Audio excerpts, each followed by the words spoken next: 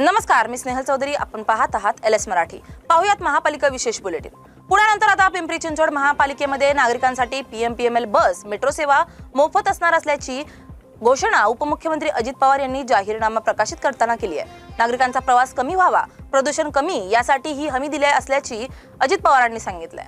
25 वर्षात दोघांनी मिळून काय पाप केलं? उद्धव ठाकरे आणि देवेंद्र फडणवीस यांनी वास्तविकता मांडावी अशी टीका काँग्रेसचे आमदार नाना पटोले यांनी उद्धव ठाकरे आणि मुख्यमंत्री फडणवीस यांच्यावर केली आहे. ते नागपुरात बोलत होते. शिवसेना भाजपाच्या मुंबई महापालिकेत सत्तेत भाजप ही सहभागी होती, ही वास्तविकता भाजपने मांडावी असं आवाहन पटोले यांनी केलंय. नागपुरातील वाढत्या प्रदूषणावरही ताशेरे ओढलेत.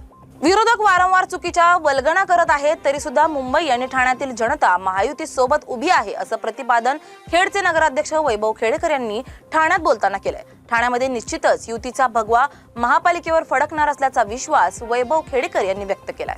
काँग्रेस प्रदेशाध्यक्ष हर्षवर्धन सपकाळ यांनी लाडकी बहीण योजनेबाबत केलेल्या मागणीवर भाजपाचे प्रदेश प्रवक्ते राम कुलकर्णी यांनी टीका केली आहे. सपकाळांची मागणी ही बहिणींविषयी काँग्रेसची भूमिका किती क्रूर आणि असंवेदनशील आहे हेच दर्शवते अशी खोचक टीका कुलकर्णी यांनी केली आहे. तर हर्षवर्धन सपकाळ यांनी लाडकी बहीण योजनेचा हप्ता देऊ नये अशी मागणी केली होती. पुणे महापालिका निवडणुकांच्या पार्श्वभूमीवर वाघोली परिसरात भाजप उमेदवारांच्या प्रचारार्थ मंत्री पंकजा मुंडेंची जाहीर सभा आयोजित करण्यात आली होती. मात्र पंकजा मुंडे यांच्या सासऱ्यांचं आकस्मिक निधन झाल्यानं त्या या सभेला उपस्थित राहू शकलेल्या नाहीत. दरम्यान पंकजा मुंडे यांच्या अनुपस्थितही भाजपाच्या स्थानिक नेत्यांनी उमेदवारांच्या प्रचाराचा आढावा घेत कार्यकर्त्यांशी संवाद साधलाय. वोट चोरीचा मुद्दा असून सत्ताधारी पक्षाकडून आचारसंहितेचं उल्लंघन कसं केलं जातं हे स्पष्ट झालंय आणि देवा भाऊ नाही मेवा भाऊ अशी घणाघाती टीका काँग्रेसचे प्रदेशाध्यक्ष हर्षवर्धन सपकाळ यांनी भाजप आणि मुख्यमंत्री देवेंद्र फडणवीस यांच्यावर केली आहे. ठाण्यातील प्रचार सभेत ते बोलत होते. काँग्रेस आणि भाजप एकाच नाण्याच्या दोन बाजू असून काँग्रेसच्या सत्ता काळातही मुस्लिमांवर मोठ्या प्रमाणावर अन्याय झालेत असा घणाघाती आरोप असुद्दीन ओवैसी यांनी केलाय. मी मैदानात उतरलो ना तर तुम्हाला महागात पडेल, त्यामुळे जरा सांभाळून बोला असा इशाराही त्यांनी काँग्रेसचे आमदार साजिद खान पठाण यांचं नाव न घेता दिलाय. ते अकोल्यातील प्रचार सभेत बोलत होते. महाराष्ट्रामध्ये चांगला प्रतिसाद मिळत आहे, जनता आम्हाला मतदान करणार अशी अपेक्षा MIMचे अध्यक्ष असुद्दीन ओवैसी यांनी जालन्यात व्यक्त केली आहे. पहिल्यापेक्षा जास्त जागेवर नगरसेवक आणि महापौर होणार असा दावाही ओवैसी यांनी केलाय. जेव्हा पराभव दिसतो तेव्हा उद्धव ठाकरे म्हणतात की मुंबई महाराष्ट्रापासून तोडण्याचा डाव आहे अशी टीका महसूल मंत्री चंद्रशेखर बावनकुळे यांनी अकोल्यातील प्रचार सभेत केली आहे. शिवाय या सभेत त्यांनी मतदारांना अकोल्यात भाजपला सत्ता देण्याचं आवाहनही केलंय.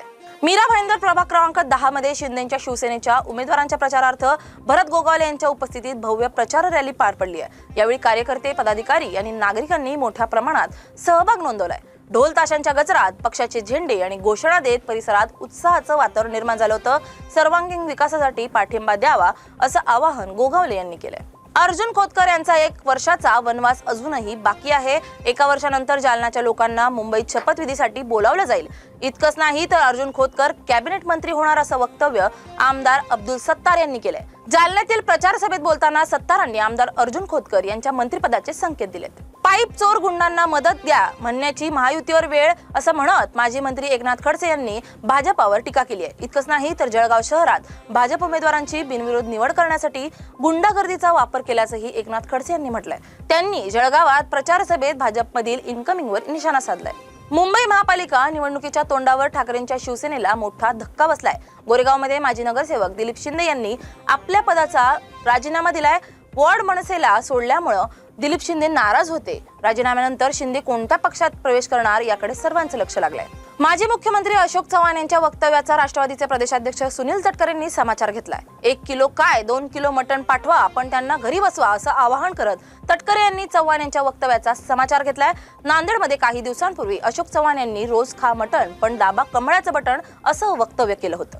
या होत्या काही महापालिका विशेष घडामोडी. पाहत रहा LS मराठी.